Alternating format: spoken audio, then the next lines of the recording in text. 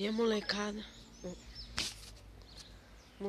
de novo aí, vídeo 2, que deu um problema aí na câmera, que ela, depois de um certo tempo ela sai, lubrificar. Então, você precisa lubrificar mais isso daqui, um amortecedor e as correntes e os freios aqui, ó, tá um pouco empoeirado. As correntes você precisa lubrificar.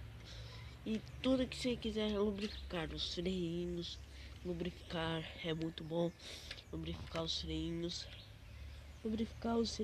aí, lubrificar isso. É sempre bom jogar também no mecânico aqui das marchas. Jogar o mecânico das marchas aqui, é aqui, ó. Se você tiver, né? Então é isso daí, galera. E tomar cuidado com a sua bicicleta, andar. Até dar uma empinadinha, mas se uma vez aí, não empinar mais. Também andar com muito cuidado para não estragar ela, quebrar as peças.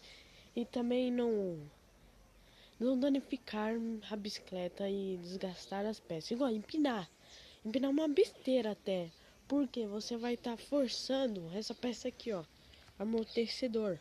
Amortecedor dela vai estar forçando toda essa suspensão dela, essas peças, vai estar toda forçando. Aí depois, para durar 5 anos, vamos ver, era para durar 2 anos. Aí dura, vai ver, se empinar muito, dura uns 20 dias, ou um aninho, 1 e meio.